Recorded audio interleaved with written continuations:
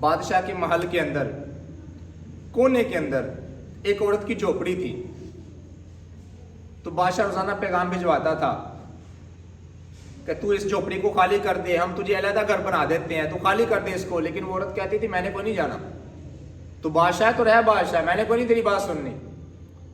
एक दिन वो औरत कहीं चली गई, पीछे कोई नहीं था उसकी झोपड़ी के अंदर।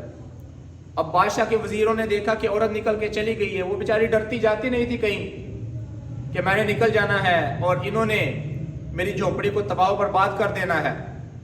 डरती थी, वो नहीं जाती थी कहीं पे भी। एक दिन इत्तेफाक से वो कहीं चली गई।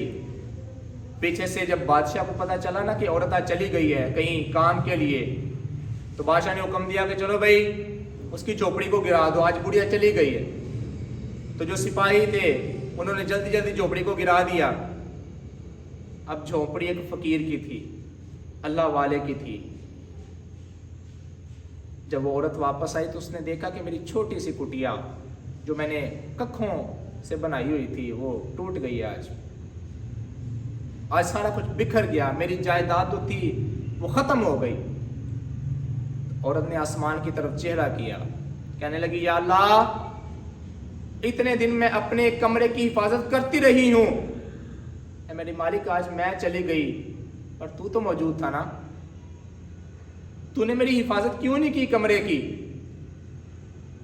सिर्फ इतने लफ्ज उस औरत की जुबान से निकले थे, अल्लाह तबारक व तआला ने बादशाह के सारे महल को गिरा के खाक में मिला दिया। इतने लफ्ज। आज दिल नहीं करता हमारा फकीरों को छेड़ने का, मजे नहीं लेते हम फकीरों को छेड़ने में। थोड़ा सा हया से काम लेना चाहिए, हमें सोच लेना चाहिए कि हम किस तरह का रवैया इन फकीरों के साथ रखते हैं। जो अल्लाह वाले होते हैं उनको हम धमकाने की कोशिश करते हैं, ये तो डरने वाले नहीं होते। लेकिन अगर कोई इनको छेड़े, तंग करे, तो अल्लाह तबारक व तआला फिर उसको सफा हस्ती से मिटा दिया करता है। एक बुजुर्ग थे, वो गली के अंदर जा रहे थे, जूती टूटी हुई थी, फटे पुराने कपड़े थे, कीचड़ उनकी जूती से उड़कर लोगों के कपड़ों पर पड़ रहा था, बारिश ताजी ताजी हुई थी। तो एक हलवाई के पास से गुजरे, हलवाई ने कहा बुजुर्गों बैठे, बिठाया, पानी का प्याला पेश किया। उन्होंने बिस्मिल्लाह शरीफ पढ़ के 3 सांसों के अंदर पानी का प्याला, एक रिवायत के मुताबिक दूध का प्याला, वो खत्म किया, अल्लाह ताला का शुक्र अदा किया, चलना शुरू हो गए। कुछ आगे गए तो एक बाजारू औरत अपने दोस्त के साथ अपने घर के मकान यानी अपने घर के बाहर बैठी हुई थी। जब उस औरत के कपड़ों पर उस फकीर की जूती से उड़कर छींटे पड़े तो उस औरत के यार को गुस्सा आ गया जो साथ बैठा हुआ था। उसने उठकर ना एक थप्पड़ फकीर को मार दिया। अब जैसे ही थप्पड़ लगा तो फकीर कहने लगा या अल्लाह, मालिक तू भी बड़ा बेनियाज है, कहीं से दूध पिलवा देता है, कहीं से थप्पड़ खिलवा देता है, कहीं से दूध पिलवा देता है, कहीं से थप्पड़ खिलवा देता है, हम तेरी रिजा पे राजी हैं। लोग कहते हैं ये बात करके फकीर चला गया। कुछ देर के बाद वो औरत का यार अपने मकान की छत के ऊपर चढ़ा, छत के ऊपर से उसका पांव फिसला, वो गिरा नीचे जमीन के ऊपर, उसका सर लगा, सर फटा, वो मर गया।